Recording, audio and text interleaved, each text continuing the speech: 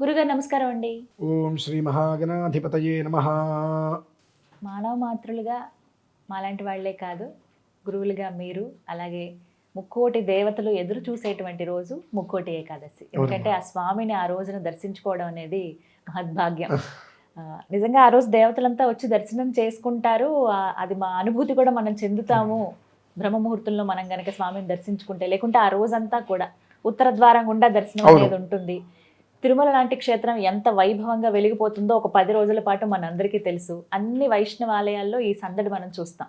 మరి ముక్కోటి ఏకాదశి ఇంకా విశిష్టత మాట్లాడదాము. అలాగే ఆ రోజున అందరూ దేవాలయానికి వెళ్ళాలనుకుంటారు. ఇంట్లో ఏమన్నా పూజ అలాంటివి చేసుకోవచ్చా అండి? ఖచ్చితంగా దేవాలయానికి వెళ్ళాలా? ఈ వివరాలు తెలియచేయండి. క్షీరోధన్వత్ ప్రదేశే శుచిమని విలసత్సైకతే మౌక్తికానాం మాలాక్లుప్తాసనస్థస్ఫటికమనిరభైర్మౌక్తికైర్మండితాంగః శుభ్రైరభ్రైరదభ్రైరుపరి విరచితైర్ముక్తపీయూషవర్షైః ఆనందీనః పునీయాతు అరినరినగదా శంఖపాణిర్ముకుందః.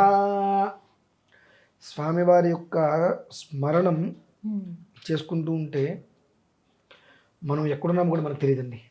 అంతటి అద్భుతంగా శ్లోకమునందే ఉంది అంటే ఇంకా మంత్రమునందు ఆరాధన చేస్తే ఆరాధన యందు ఇంకెంత మనం మోహం వచ్చేస్తుంది ఆయన మీద. మనకు సామాన్యమైన మోహం కాదండి. భూమి మీద అందమైనటువంటిది ఏదైనా ఉంది, సమ్మోహన శక్తి అంటే అదేనండి, ఇంకెళ్ళలేదు. ఆ ద్వార దర్శనం, అందులోనూ కూడా ఉత్తర ద్వార దర్శనానికి నిజమైనటువంటి తత్వం కూడా ఈసారి ఏర్పడిందండి. భరణి నక్షత్రం. భరణి అనే మనం స్వతహాగా ఉత్తర ద్వార దర్శనానికి ఎందుకు మనం వెళ్తూ ఉంటాము, దర్శనం చేసుకుంటాము, ఎంతమంది ఉన్నా అందులో మనం కూడా ఉండాలని ఎందుకు అనుకుంటాము అంటే, ఆ రోజు ఆ స్వామివారి దర్శనం చేసుకుంటే మనకు ఎన్నో రకాలుగా శుభ యోగం అందుతుంది, సుఖ సౌఖ్యాలతో ఉంటాము, మన దోషాలన్నీ కూడా నిర్వీర్యమైపోతాయి అని ఎన్నో రకాలుగా ఆలోచిస్తుంటాం. అయితే ఈ భరణీ నక్షత్రం రావడం అనేటువంటిది జన్మ జన్మల కృత యోగం. చాలా అరుదుగా వస్తుందండి. అవునండి. ఈ భరణీ నక్షత్రం కూడా శుక్రుడిది, అందులోనూ యమధర్మరాజుది కూడా. యమధర్మరాజుది శుక్రుడిది, అందులోనూ మంగళవారం, కుజ శుక్ర సమ్మేళనం. నాకు తెలిసి ఈ ముక్కోటి ఏకాదశి తర్వాత ఎంతోమంది జీవితాలు అంటే ఇక విడిపోవటానికో దేనికో కొంతమంది సిద్ధంగా ఉంటారు కదా, ఆ జీవితాలని కలిసిపోతాయండి. ఎంత విశేషం. కోర్టులో ఎంతో పెండింగ్లో ఉన్నటువంటి విడాకులకి సంబంధించిన అన్ని క్యాన్సిల్ అయిపోయి ఎవరికి వారు ఆ దంపతులు కలిసిపోతారమ్మా. అంతటి సంయోగంతో వచ్చినటువంటిది ఈసారి నాకు చాలా తృప్తిగా ఉంది. ఎందువల్లనంటే మానవ జీవితంలో వివాహం అనేటువంటిది ఒకసారి ఉంటుంది, కానీ అటువంటివి ఎన్నో రకాల ఇబ్బందులు పడుతూ చూస్తున్నాం. అటువంటి వాటిలన్నింటికి కూడా మోక్షం కలిగించడానికి, ముక్తి కలిగించేందుకే భగవంతుడు ఎప్పుడూ ఒక్కసారి ఒక విధానాన్ని ప్రవేశపెడతాడు, మానవ క్షేమాన్ని కోరి కాంక్షించ ఇటువంటివేనమ్మా. అద్భుతం అండి. ఖచ్చితంగా ఇదైతే మీరు రాసుకోవచ్చు. దాంపత్య సమస్యలు ఉన్నవారు, ఖచ్చితంగా విడిపోవాలి అనేటువంటి ఆలోచనలు ఉన్నవాళ్ళు బయటకు వచ్చేస్తారమ్మా, ఇలా కలిసిపోతారు. చాలా మంది ఏంటంటే తిరుపతి వెళ్ళే దర్శనం చేసుకోవాలని కొంత ఉంటుంది, అది ఆశ ఉండడం సహజం కూడా. అయితే మీలాంటి గురువులు చెప్పే మాట ఏంటంటే మన ఇళ్ళ దగ్గర కూడా చాలా దేవాలయాలు ఖచ్చితంగా ఊరిలో లేదండి. అంతే, నేను ఇదే అడగబోతున్నాను. ఇంటి దగ్గర ఎలా చేసుకోవాలి? కడుపే కైలాసం, ఇల్లే వైకుంఠం అంటారు, చూశారండి? అవును.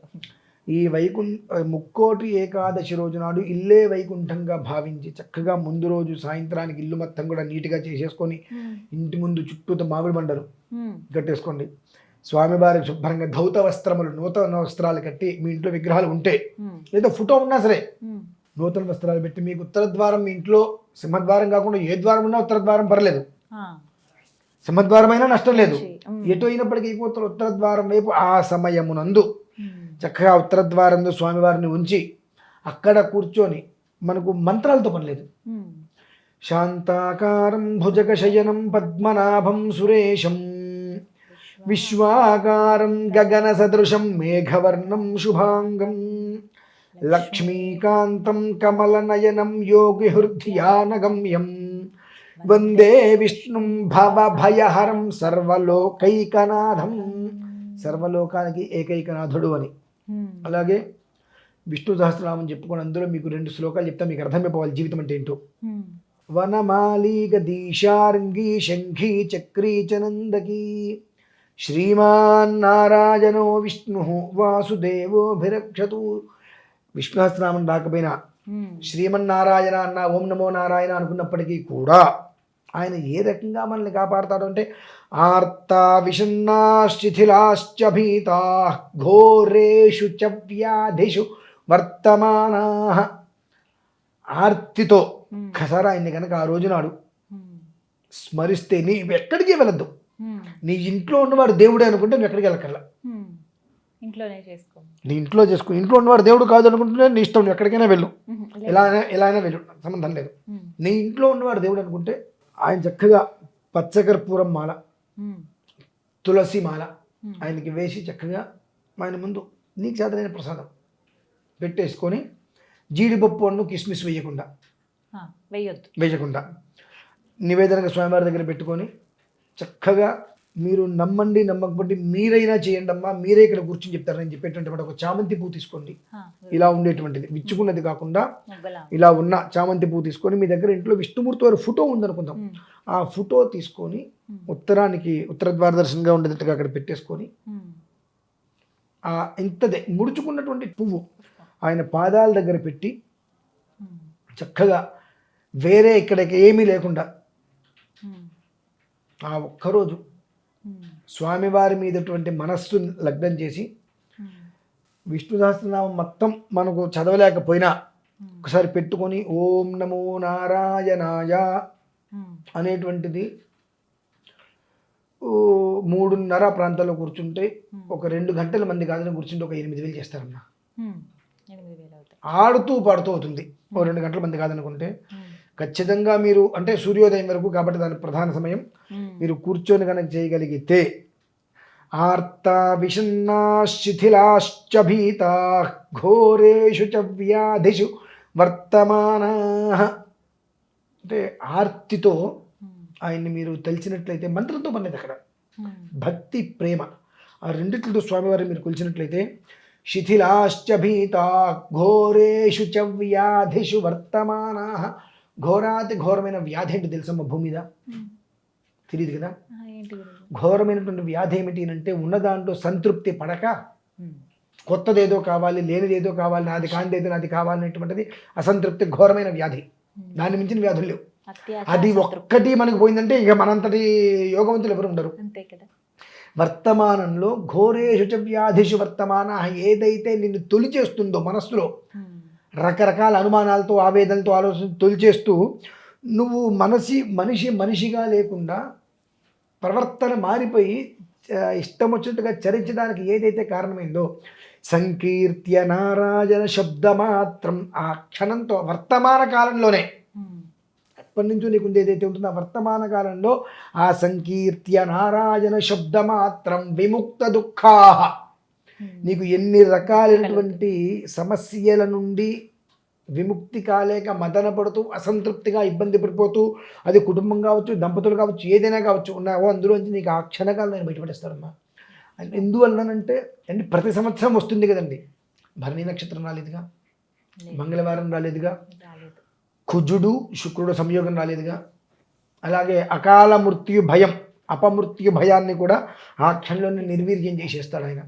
అంతకు మించిన యోగం ఇంకేం కావాలమ్మా?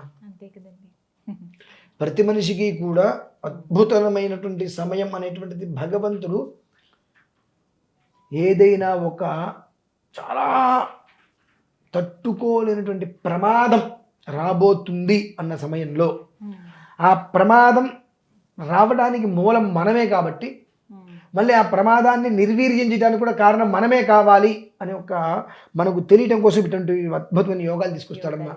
తద్వారా నీ మనస్సు నువ్వు ఎరిగితే, నీ మనస్సు నువ్వు తెలుసుకోగలిగితే పరు మనిషికి కష్టం చేయకుండా ఉంటావుగా. అది కదమ్మా కావాల్సింది. ఆ ఒక్క విధానం అయితే కనుక నేను ఇప్పటికి 42 అంటే ఒక 8 సంవత్సరాలు ఎంతో చిన్న వయసులో తీసేసిన ఇంచుమించుగా 34 ఏకాదశులు చూసుంటా, 33 చూసుంటా. అంత గొప్పదమ్మా ఇది. అద్భుతం. ఆ తర్వాత వచ్చేటప్పుడు అంత గొప్పది. ఎవరు కాబట్టి ప్రతి ఒక్కరూ కూడా తన ఇంట్లో ఎక్కడికో వెళ్ళాలనేది ఇంట్లో పూర్తి చేసుకున్న పెద్ద మనం ఎక్కడికైనా వెళ్ళు. ఎందుకంటే ఖచ్చితంగా ఊరికి ఒక రామాలయం ఉంటుంది, వెంకటేశ్వర స్వామి సన్నిధి ఉంటుంది, వైష్ణవాలయం చాలా ఉంటాయి. ఎక్కువగా ఉంటాయి. అక్కడ అన్ని నీ చోట్లకి వెళ్ళొచ్చు. ఇంట్లో లేని దేవుడు బయట ఉన్నాడు అనేటువంటిది ముందు అబద్ధం. నీ ఇంట్లో నువ్వు పరిశీలించినప్పుడు బయట నీకు కనిపించాడు ఆయన. అంతే. ముందు అదొక్కటే అర్థం తెలుసుకోవాలి. చేసుకోవాలి. ఒక్కటే కానీ కాదు. చాలా విశేషమైన యోగంతో ఉంది ఈసారి ముక్కోటి ఖచ్చితం. ఏకాదశి. ఎంత నిజంగా అనిపిస్తుంది, ఎంతమంది జీవితాలు వృద్ధి చెందుతున్నాయో. కోర్టులో దాదాపుగా పెండింగ్లో ఉన్నటువంటి ఫైల్స్ మొత్తం క్యాన్సిల్ చేసుకుంటారమ్మా. అదైతే నాకు చాలా ఆనందంగా ఉంది జరగబోయేటువంటిది. ఇది కూడా చెప్తారేమో, ఎవరైనా ఎదురు చూద్దాం. ఖచ్చితంగా అది జరగాలి మంచి. ఆ రోజు ఇది దీని తర్వాత నేనైతే కోరుకుంటున్నా, కనీసం నాకు ఫోన్ చేసినా చేయకపోయినా ఇక్కడికి వచ్చిన ఒక్కళ్ళైనా చెప్పాలి, తద్వారా మేము ఇందు నుంచి బయటపడ్డామని చెప్పుకుంటే అంతకు మించిన ఆనందం ఇంకేం కావాలమ్మా. సంతోషం. అది. నమస్కారం గురుగారు. పరమేశ్వర.